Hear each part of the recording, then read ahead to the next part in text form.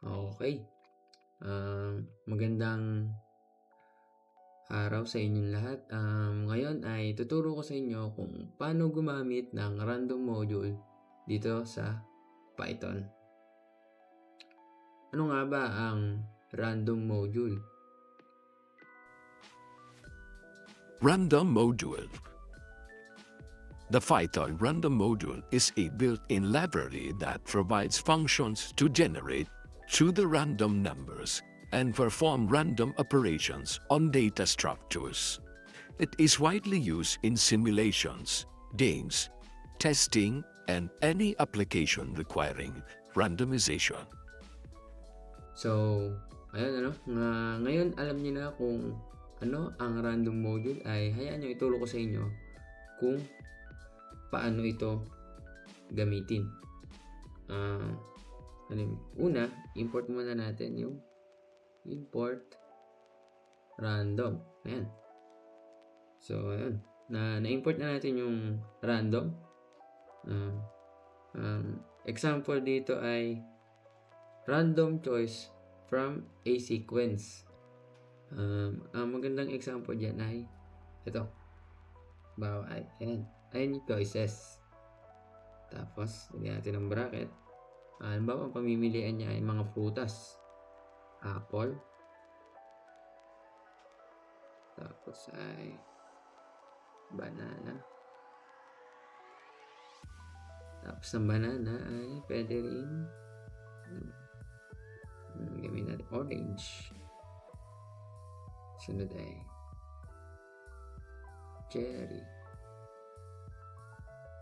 Ilan na yan? 4. Lagyan natin ng pear. Ayan. Ngayon na meron na tayong choices, papakita ko sa inyo kung paano gumagana ang random.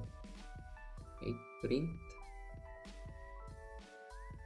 Ayan, print random dot. Pag lumabas yung dot na yan, ayan, lalabas na yan kung ano-ano yung nasa loob ng random na module. Okay, piliin natin yung choice. Para saan nga ba yung choice? Ang choice ay pipili siya ng random na item dito sa loob ng ating choices. Kaya ayan, random dot choice. Close natin. Lagyan natin yung choices kasi dito siya sa choices pipili. Okay, run natin. Run.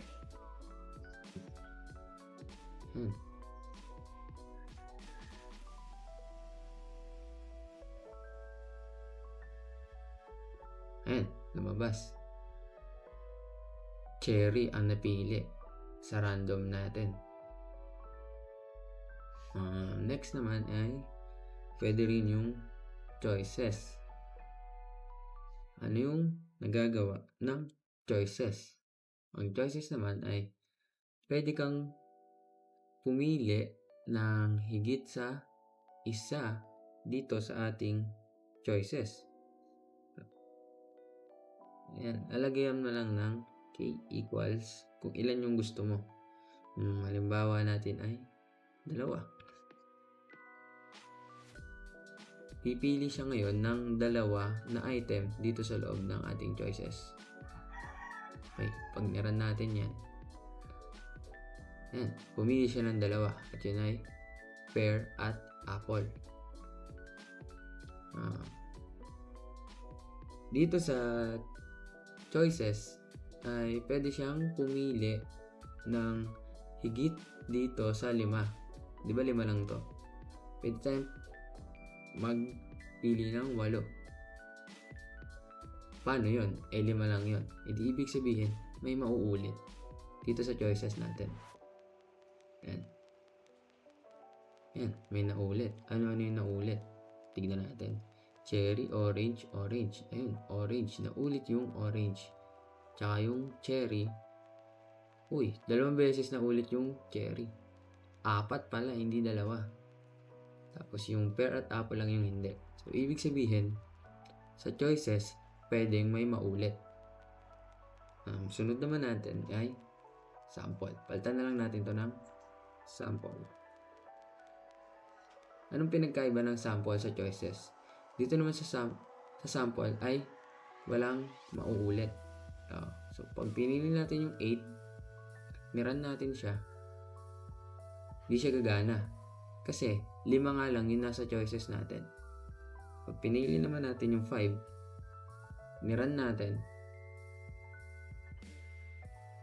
gagana siya. Kasi, walang mauulit at 5 pa rin yung nasa choices. At 5 rin yung pinili natin. Yung pinagkaiba ng sample sa choices. Next naman is pwede rin tayong mag-shuffle dito sa random.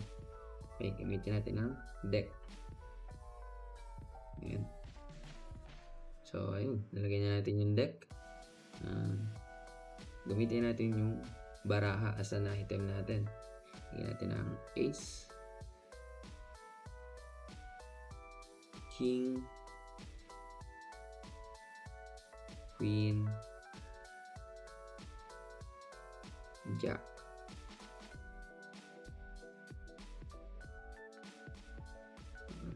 Lagyan natin. Lagyan natin yung 10. 9. 9. So, sara natin. Ayan. Ngayon, na meron na tayong deck, ay pwede tayong mag-shuffle. Paano yun? Lagay lang natin random dot shuffle. Lagay nyo lang shuffle deck. Kasi yung deck nga yung shuffle natin. Tapos print deck. Yan. Ngayon, yung order nito, ace, king, queen, jack, 10, and 9 ay hindi dapat maulit. Teka, ba't ganyan yan? Nothing works. Yan, 9. Dapat yan ay hindi maulit kasi nga, shuffle natin siya. So, ayan. Run natin. Ayan, nag-iba siya.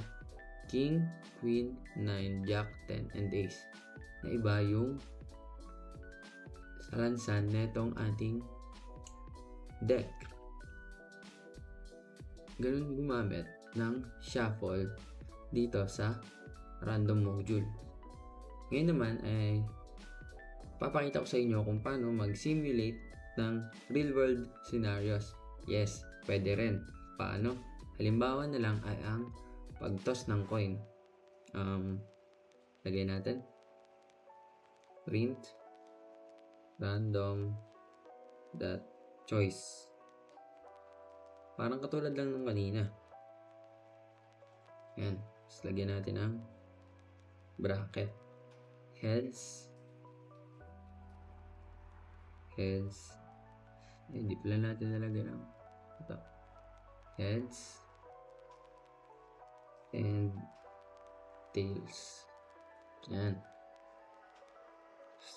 Close natin yung bracket. Sasara nyo lagi siya. Ngayon, pipili na siya kung heads or tails kasi nga may choice na. Parang nag-flip ka lang din ng coin. Ang hindi gumagamit ng coin, gamit lang ang computer. Okay, run na natin. Ayun, pumili siya. Ang napili niya ay heads. Gamit pa tayo ng isa. Pwede rin ng mag-simulate tayo ng dice roll. Ano yun? Gagamit tayo ng randint. Import. Lagyan natin random.randint. Tapos 1 to 6. Kasi may 6 sides ang dice. So, ngayon, pindot natin yung run. And ayun, 2 yung lumabas sa pag-roll natin ng dice. Ganun lang gumamit ng random module.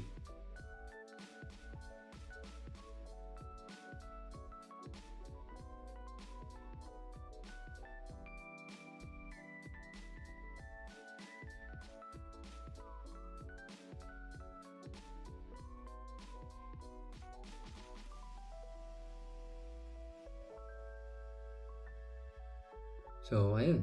Ngayon, alam niyo na kung paano gumamit ng random module ng simpleng way lang naman. Hanggang dito na lang ang aking may tuturo. Salamat sa inyo.